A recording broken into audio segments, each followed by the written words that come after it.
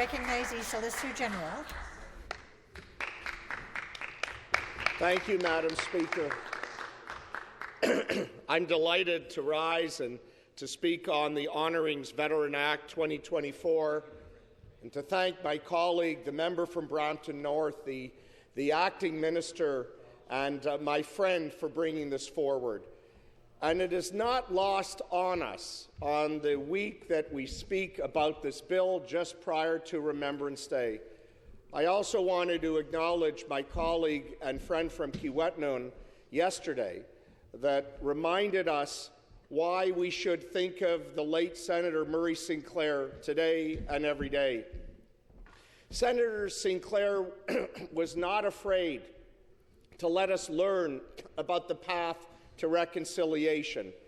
And I think it is so important that we remembered him yesterday and every day, but also to acknowledge the contributions that First Nations, Inuit, and Métis veterans who served Canada, that we remember them on November the 8th. I think of November the 8th as an important day in our calendar, just like November the 11th. And for the 12,000 First Nations, Inuit, and Métis that served Canada, we should remember their contribution so that we have a country that we can live safely in and have a country for other generations to follow. So I ask everyone here today to join me in remembering and honouring the profound debt we owe Canadian veterans. I will be at my Royal Canadian Legion just around the corner from my constituency office on Monday, as I have done in years past, to look at the cenotaph that they have there and to not only recall the stories that we read, and understanding, Madam Speaker, that history was never accomplished by people that did nothing. These were real people with real families, with real lives, and they put everything on the line for ourselves and our generations to come. I always listen attentively just before, and next week we will be on our break in the constituency. But I know the member from St. Catharines speaks also every year in the House as we remember those that served on Remembrance Day. I think of other members that have risen as well to tell the stories of their families and people that served. In my own family, there's one story, but I have to do more research on it, Madam Speaker, about a great-uncle that served in the then British colonial army, as it was told to me, who served in the First World War. It's hard to believe when you look at the numbers of veterans, and unfortunately we don't have any alive from the First World War, and the numbers who served in the Second World War are dwindling very quickly. But a young country of Canada contributed so much, and that's why we have to be there for the veterans in our day, in this generation, so that we never leave them behind. In times of both war and peace, the veterans stood as a defender of our freedom and values and safeguarding the rights and security that every Canadian's cherished.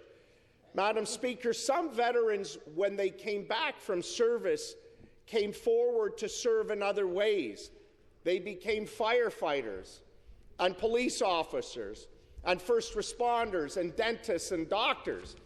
They had lives too that they were able to share their stories of not only their service in conflict and wars, but took it even further to make a difference in the lives of our communities.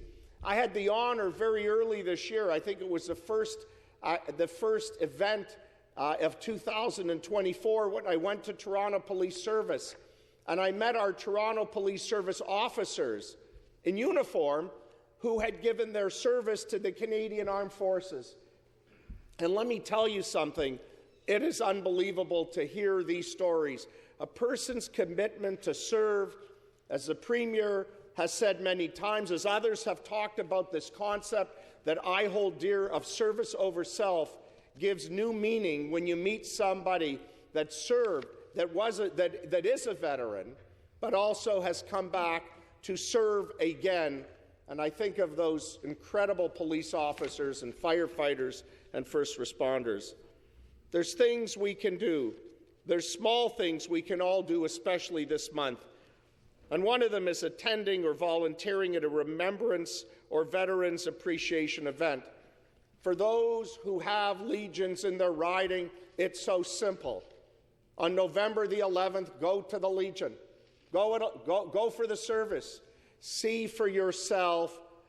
Lose yourself in a moment of time that for my generation may seem a little bit distant, from the First World War, the Second World War, the Korean conflict.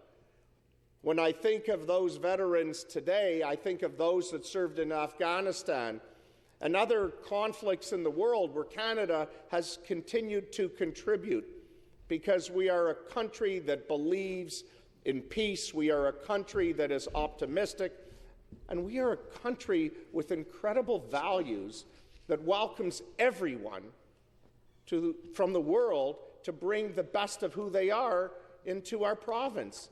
And this is why I've always said one of our greatest strengths is the diversity we all bring.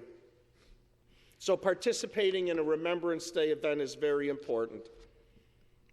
If we live near a museum, I know in Ottawa there's phenomenal museums that also tell the story of Canadians that have contributed. Go to the museum and tell the stories, because I think it's important.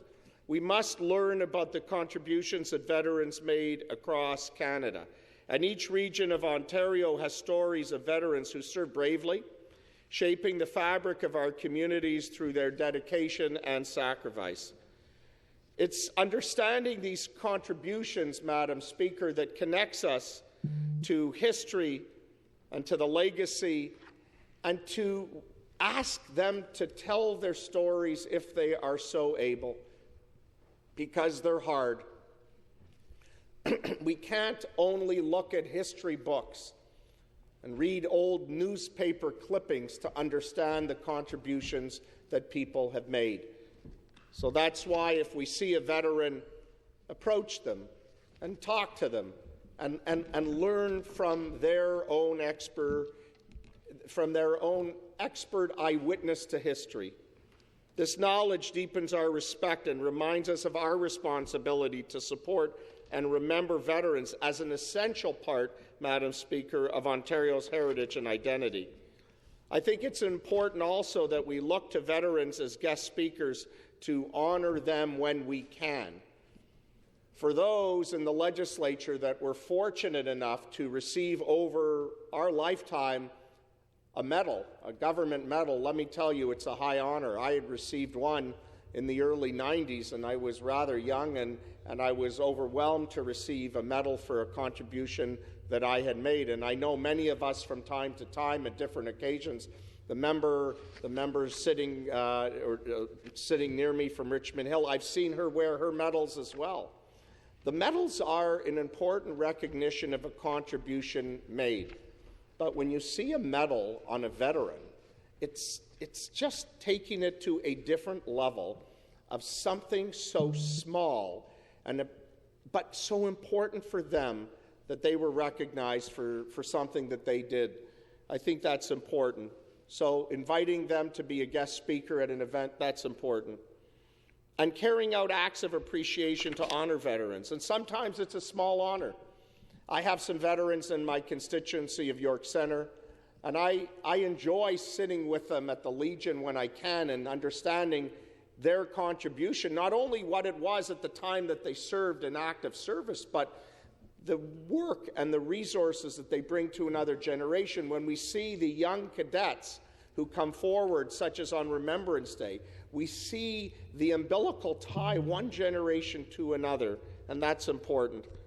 And we have to support campaigns that honor veterans, and these campaigns promote awareness of the challenges that veterans face, and this is very important. And we can donate to campaigns. We can donate to campaigns to contribute to initiatives that improve the lives of veterans and their families. Supporting the campaigns helps foster a culture of respect and gratitude. And that's why, under the bill that my colleague tabled today, the Honouring Veterans Act includes proposals from the Ministry of Citizenship and Multiculturalism, the Ministry of Children, Community and Social Service, the Ministry of Labour, Immigration and Training and Skills Development, and others who have contributed to why this bill is so important. And I really want to say thank you to all the ministries.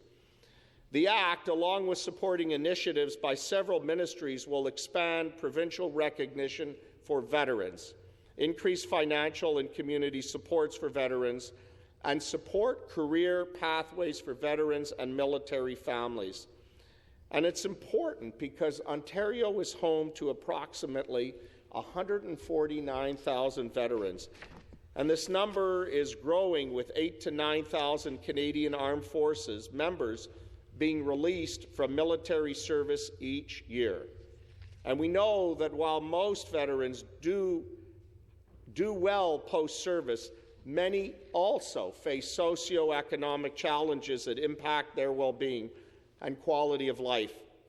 And as well, military spouses face also challenges and barriers. And that's why we have to be there for them. They were here for us. You know, my colleague and mentor and great friend, the Minister of Seniors and Accessibilities, reminds us of our duty to take care of another generation. They were there for us. We have to be for them. But I say to my colleague, there's a younger generation of veterans coming forward as well who've served in recent conflicts. Who will be there for them in the years ahead?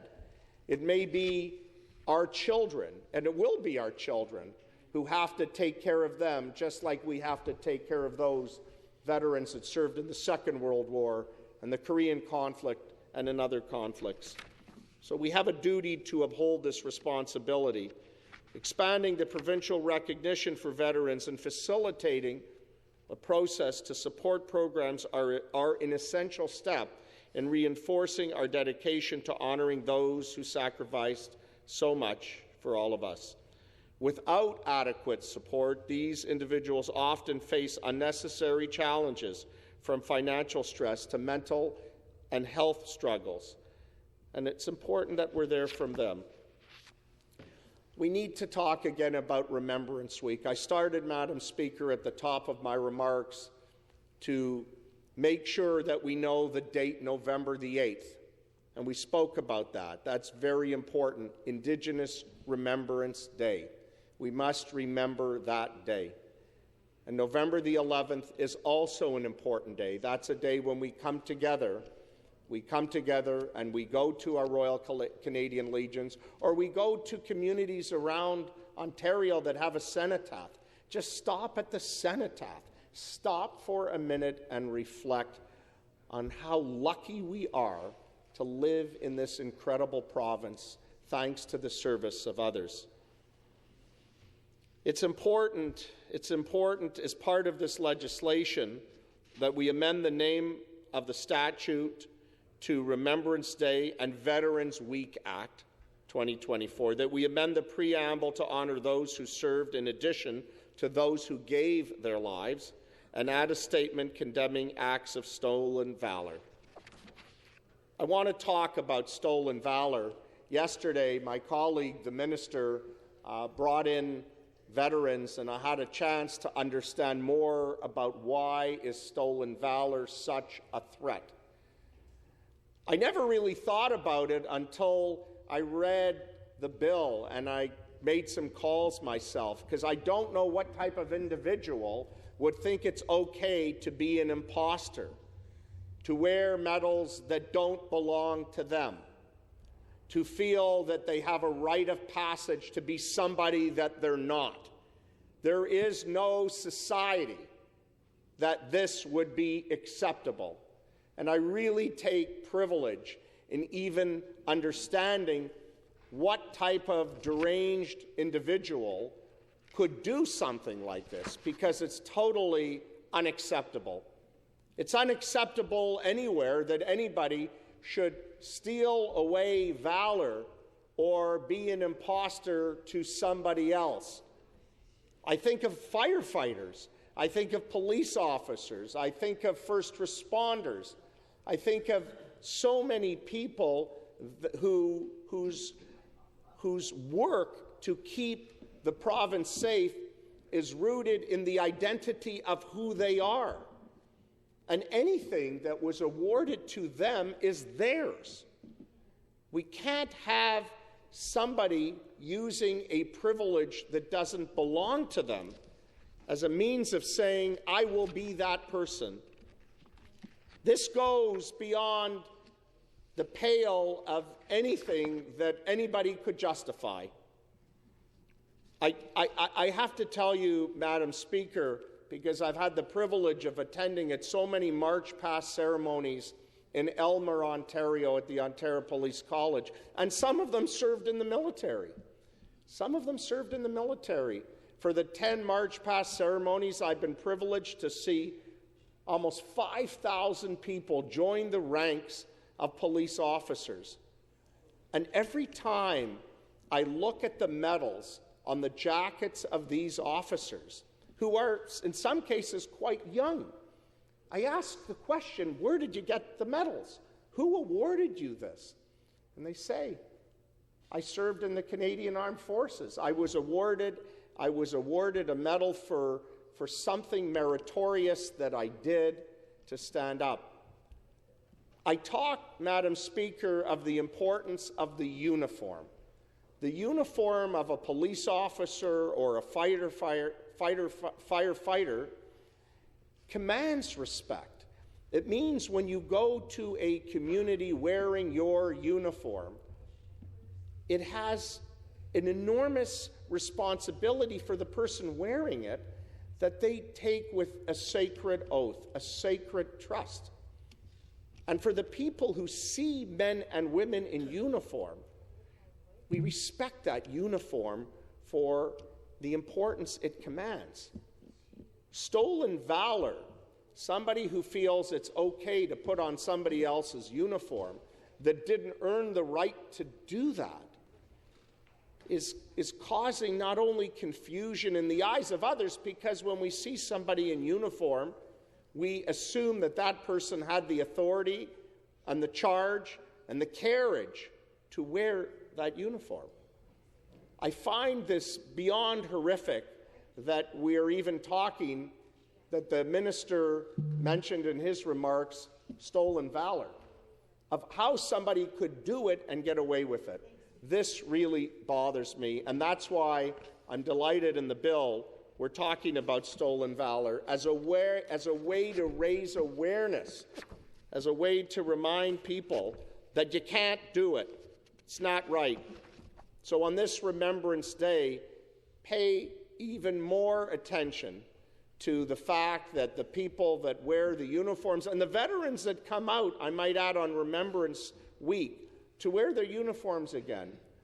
We're wearing poppies on our jackets and our clothing ahead of Remembrance Day to remind, and we say the words, lest we forget. It's up to us in this generation, in this present time, never to forget. And that's why we have to be grateful. Madame la Présidente, je voudrais remercier chaque personne qui assure la sécurité de l'Ontario. Pour la première de l'Ontario et après moi, c'est personnel. It is personal. It is personal that we thank people that come forward to serve. And you know what, Madam Speaker? It should be personal.